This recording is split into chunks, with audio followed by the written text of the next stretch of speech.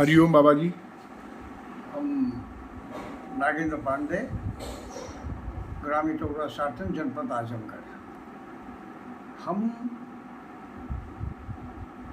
ऐसा है कि कन्फ्यूजन होता है कि लोग बताते हैं कि तामसा में जब भी भगवान रामचंद्र जी का वनवास हुआ है, उस समय प्रथम दिवस तमसा पर उन्होंने निवास किया है। दूसरे दिन श्रृंगेरपुर पहुँचे। वहाँ से ऐसा है कि तामसा के किनारे दुर्वासा ऋषि का आश्रम, दत्तात्रेय का आश्रम, मुनि चंद्रमा जी का आश्रम, ये सभी आश्रम मिलते चले गए हैं। और इसके बाद फिर तामसा पर्वतीय क्षेत्र में कैसे पहुंच गई, उत्तराखंड में कैसे पहुंची, हम नहीं समझ पाते हैं। पहले आदमी जब भी निकलेगा तो अपने से दक्षिण जंगल पड़ता है, लंका दक्षिण ही पड़ेगा हमारे यहाँ से।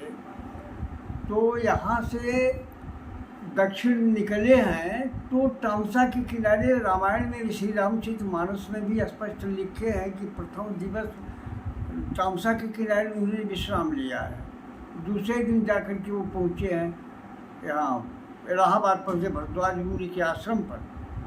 तो ये तो कन्फ्यूजन की बात है कि उत्तराखंड से अयोध्या तो उधर तो है, अगर उत्तर गए होते तो तामसा मिली होती, लेकिन दक्षिण तरफ आए हैं तो तामसा हमारी दक्षिण में यही मिलेगी।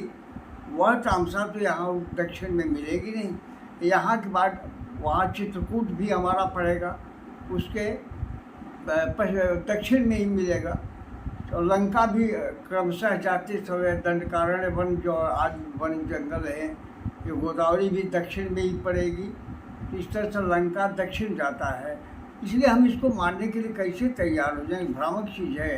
तो आप आजमगढ़ का जो तमसा है, तमसा नदी है, माँ तमसा, तो आपने जो चीज़ें बताई, आपने जो वीडियो देखा, हमारे पास दो तमसा है। एक तमसा जो उत्तराखंड से निकलती है और प्रयागराज में मिलती है, दूसरी जो हमारी अंबेडकर नगर से निकलती है और बलिया में जाके गंगा में मिलती है। तो जो हमारी पौराणिक तमसा है, यही एक पौराणिक तमसा है, ये आप इस कहना चाहते हैं? हम तो स्पष्ट रूप से निर्विवाद ढंग से हम ये चाहते हैं और जानते हैं और उसको मानने के लिए भी तैयार हैं कि हमारी पौराणिक तामसा नदी जो है, आजमगढ़ जनपद को जो टच करती हुई बलिया में जाती है, अंबेडकर नगर फैजाबाद से निकल करके, तो हमको ये सोचने की बात है कि आप गौर करिए मेरी बात पर कि दक्षिण दिशा में भगवान राम जंगल को गए हैं। तो तामसा के किनारे पहले दिन उन्होंने निवास लिया है, रात्रि में विश्राम लिया है, और वहाँ से भरद्वाज मुनि का आश्रम इलाहाबाद मिला है।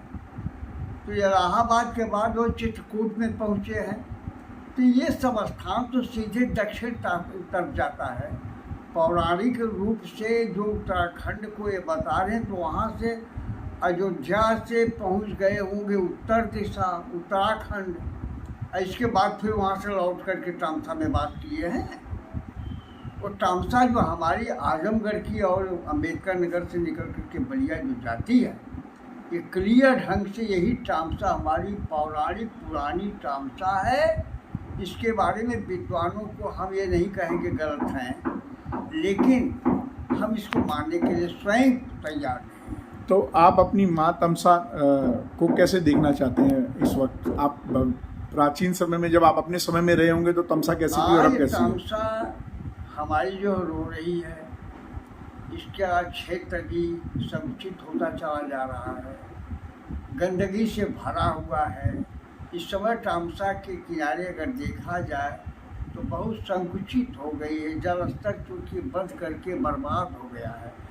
चंद्रमा ऋषि यानी दुर्वासा ऋषि से जो मझुई नदी मिलती है, मझुई नदी मिल करके और अयोध्या, यहाँ दुर्वासा ऋषि के आश्रम पर एक संगम वहाँ बनता है, जो मझुई नदी और तामसा का मिलन हुआ है।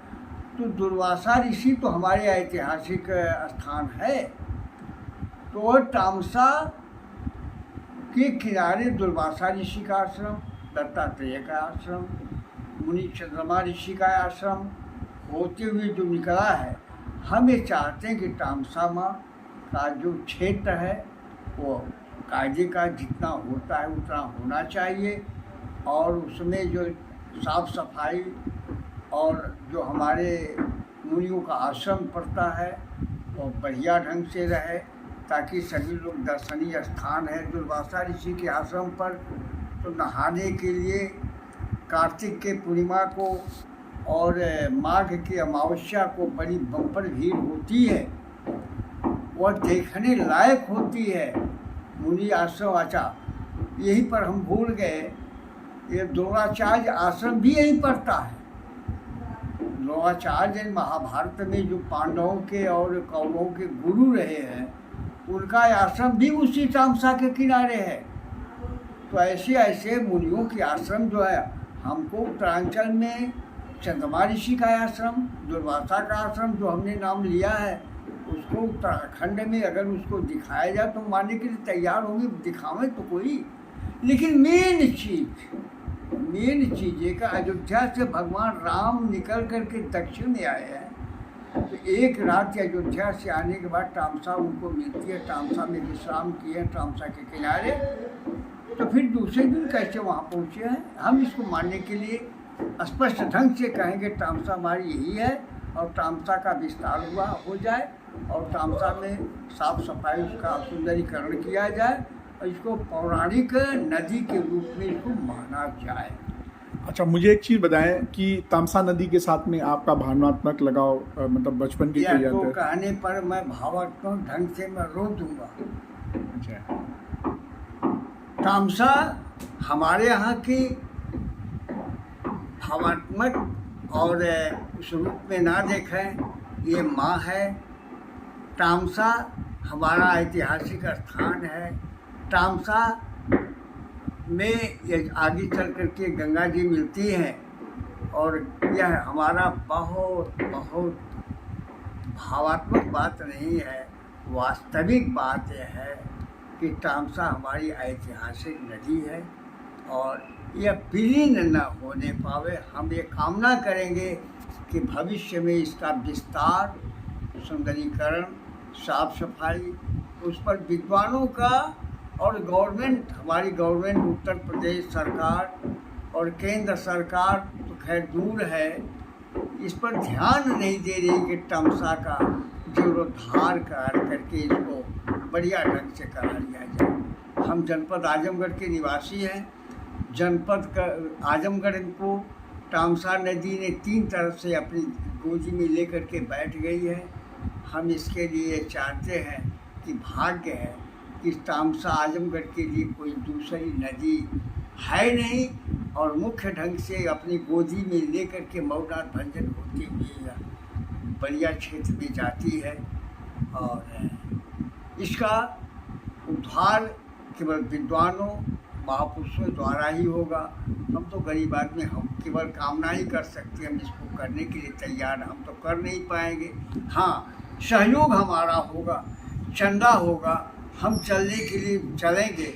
हम हिंदू धर्म से प्रार्थना करेंगे, पूरा धर्म के लोग चाहे किसी भी जात के हों उसमें सहयोग दें, शारीरिक, आर्थिक, धार्मिक, राजनीतिक हर पहलू से वो उसमें सहयोग